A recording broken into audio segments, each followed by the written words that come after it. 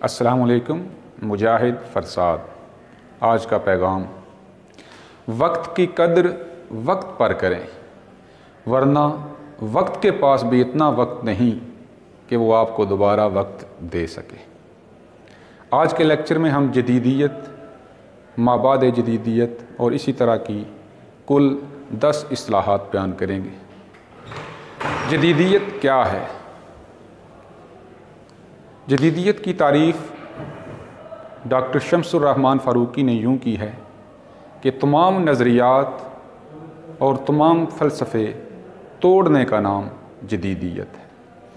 वहीद अख्तर कहते हैं कि अपने अहद की ज़िंदगी का सामना करने और तमाम मुमकिना ख़तरात के साथ ज़िंदगी गुजारने का नाम जदीदियत है। इसके उलट माबाद जदीदियत है, इसे पस जदीदियत भी कहते हैं। ये वो फ़लसफ़ा है जो तख्लीक की आज़ादी और मानी की तकसीरियत पर ज़ोर देता है, वो माबाद जदीदियत कहलाता है।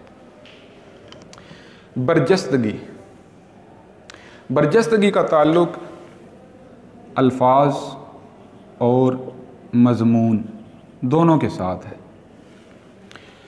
मज़मून का बर वक्त और बर महल होना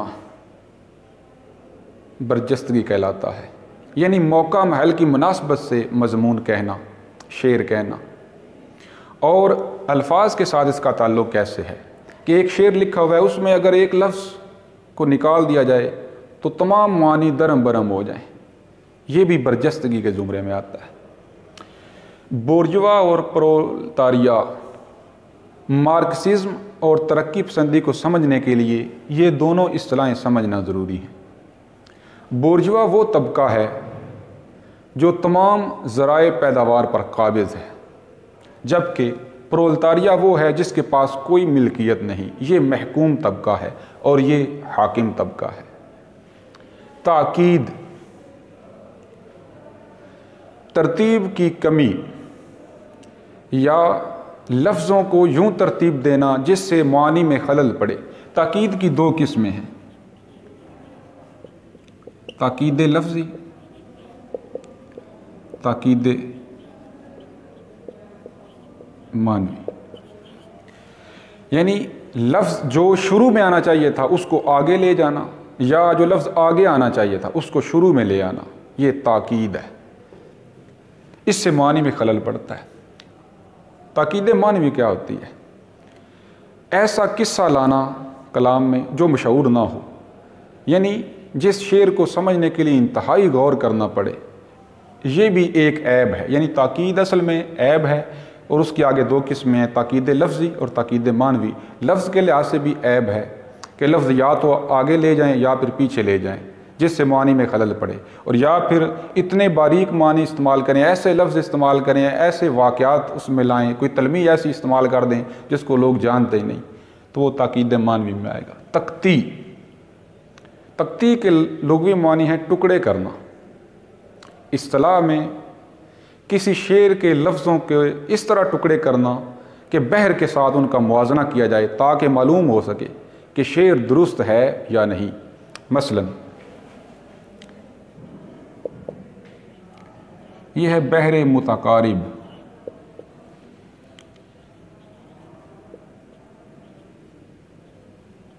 फ़ऊलुन फ़ऊलुन, ये 4 बार यहाँ लिखनी है।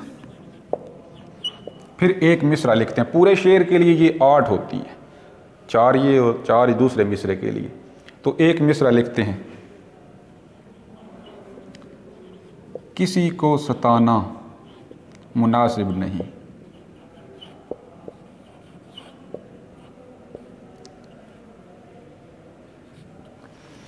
अब यूँ समझें कि ये मिसरा है और हमने इसकी तख्ती करनी है, टुकड़े करने हैं। अब ये देखिए, पहले हरकत को समझ लें। हरकत किसे कहते हैं? ज़बर, ज़ेर और पेश को हरकत कहते हैं। इसका जो पहला हर्फ है बहर का, जो शेर का पहला हर्फ है, अगर यहाँ पर वो मुतर्रक है यानी उस पर ज़बर ज़ेर पेश है, तो शेर का जो हर्फ है उस पर भी ज़बर ज़ेर पेश होनी चाहिए। اور جہاں پر ادھر جیسے واو پر جزم ہے، یہاں پر حرکت نہیں ہے، تو یہاں پر بھی حرف ایسا استعمال ہونا چاہیے جس پر جزم ہو۔ مثلا یہ فعول ہے، اب فا کے اوپر زبر ہے اور یہ کسی ہے۔ یہاں پر یہ چیز ذہن میں رکھیں کہ اگر یہاں پر زبر ہو تو لازمی نہیں کہ یہاں پر بھی زبر ہی ہو، زبر زیر پیش ان میں سے کوئی بھی ہو سکتی ہے اور وہ تینوں حرکت کہلاتی ہیں۔ اب فا جو ہے اس پر حرکت ہے، زبر ہے، ادھر کاف کے نیچے زیر ہے اور ادھر عین کے اوپر پیش ہے، ادھر سین کے نیچے زیر ہے، کسی۔ اب یہاں پر جو واو ہے یہ ساکن ہے، ادھر یہ ساکن ہے۔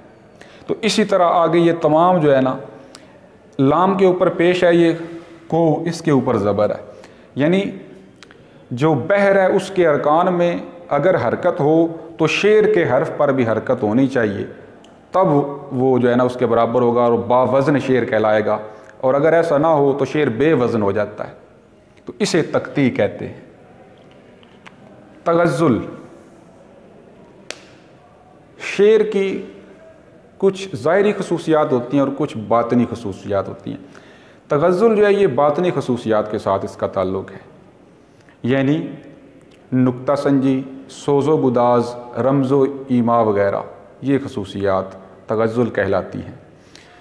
اب عام طور پر غزل کے ساتھ اس کا تعلق ہے تغزل کا، لیکن بعض نظمیں بھی ایسی ہیں جن میں تغزل پایا جاتا ہے اور بعض غزلیں بھی ایسی ہیں جن میں تغزل نہیں پایا جاتا۔ جیسے امام بخش ناسخ، وہ علم عروض کے تو ماہر تھے، زبان کے ماہر تھے، لیکن ان کی غزلیں تغزل سے آ رہی ہیں، ان میں تغزل نہیں پایا جاتا۔ جبکہ علامہ اقبال کی کچھ نظمیں بھی ایسی ہیں جن میں سوز و گداز ہے، نکتہ سنجی ہے، رمز و ایما ہے، تو اسے تغزل کہتے ہیں۔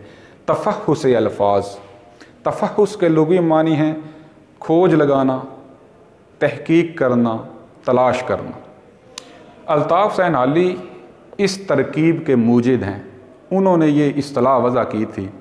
ان کا کہنا ہے کہ سب سے پہلے اچھے لفظ تلاش کیے جائیں، پھر ان کو اچھی ترتیب دی جائے، تب عمدہ شعر کہہ سکتے ہیں۔ ان کا کہنا ہے کہ شعر دو چیزوں سے بنتا ہے، ایک لفظ اور دوسرا خیال۔ وہ کہتے ہیں کہ خیال تو ذہن میں فوراً آ سکتا ہے، لیکن اس خیال کو عملی جامہ پہنانا، لفظی جامہ پہنانا، اس پر وقت لگتا ہے۔ انہوں نے مستری کی مثال دی ہے کہ مستری جب مکان بنانا چاہتا ہوتا ہے تو اس کا خاکہ ذہن میں لاتا ہے، تو ذہن میں تو وہ خاکہ جلد بھی لا سکتا ہے کہ یوں یوں ہوگا، لیکن عملی طور پر وہ مکان ایک دن میں یا فوراً نہیں بن سکتا، اس پر محنت لگے گی۔ تو یوں سمجھ لیں کہ سب سے پہلے الفاظ کی تلاش، پھر الفاظ کی بہترین ترتیب،